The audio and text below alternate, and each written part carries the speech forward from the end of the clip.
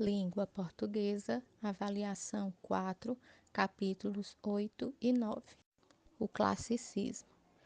O classicismo é uma estética literária do século XVI, manifestação nas letras de um movimento cultural amplo denominado Renascimento. Houve manifestações renascentistas e em diversos âmbitos da sociedade, como política, ciências, religião, artes plásticas, arquitetura e literatura. Por isso, é comum alguns teóricos denominarem o classicismo de renascimento ou seiscentismo.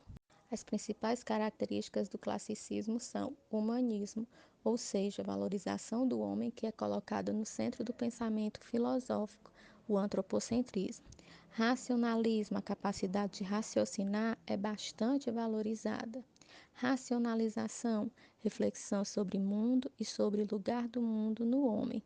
Valorização da cultura grega, paganismo. A cultura grega passa a ser valorizada principalmente por causa da visão que se tinha do homem. Hedonismo, busca por satisfação dos desejos humanos. Carpe diem, que significa aproveite o dia, busca por aproveitar o dia porque a vida é efêmera, ou seja, passageira. Efemeridade do tempo. O tempo e a vida passam rápido e devem ser aproveitados. Neoplatonismo é o amor sensual e ao mesmo tempo platônico. Equilíbrio formal utilização de poemas de formas fixas, rimas e métricas regulares. Doce estilo novo, gosto pelo verso decassílabos, de 10 sílabas métricas, em substituição à redondilha maior, verso de 7 sílabas métricas. Personificação, elementos da natureza personificados, como deuses gregos, o amor, o tempo, etc. Figuras predominantes, paradoxo, antítese e personificação. O autor mais importante desse período em Portugal foi, sem dúvida, Luís Vaz de Camões. Sua obra é dividida em épico, lírico e dramático. Além disso, ele é apontado como um dos maiores representantes da literatura mundial.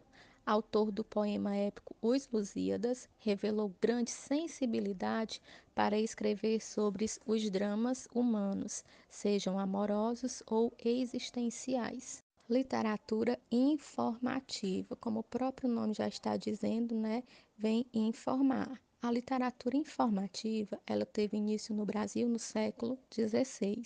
O marco inicial da literatura no Brasil foi a Carta de Caminha, que escreveu ao rei de Portugal, Dom Manuel, informando tudo o que tinha encontrado aqui no Brasil. A ânsia por informações da nova terra era considerável, então Caminha redigiu em 1º de maio daquele ano a Carta do Achamento, onde pela primeira vez leva a Portugal os dados e peculiaridades do nosso país. A carta exaltava as qualidades da terra, a sua fauna e flora rica em diferentes espécies de plantas e animais exóticos, os estranhos costumes da população nativa e suas riquezas. Literatura dos jesuítas. Em 1549, chegaram os primeiros jesuítas incumbidos de catequizar os índios e de instalar o ensino público no país. Fundaram os primeiros colégios, que foram durante bastante tempo a única atividade intelectual existente na colônia. Os missionários preocupavam-se em catequizar apenas os índios. Os negros que começaram a chegar eram ignorados. Figuras de linguagem. Nós temos a metonímia, que consiste em empregar um termo no lugar do outro, havendo entre ambos estreita afinidade ou relação de sentido. Por exemplo, gosto de ler Machado de Assis. Aí está havendo a troca, né, ou a substituição da obra ou do livro pelo nome do autor. Então a frase ficaria: gosto de ler a obra literária de Machado de Assis. Mas há aí, como diz, uma substituição Gosto de ler Machado de Assis.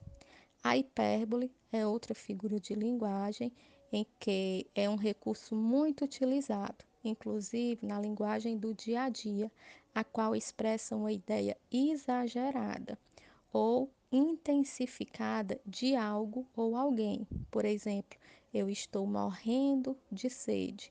Veja que na palavra morrendo, ela utiliza aí como um exagero.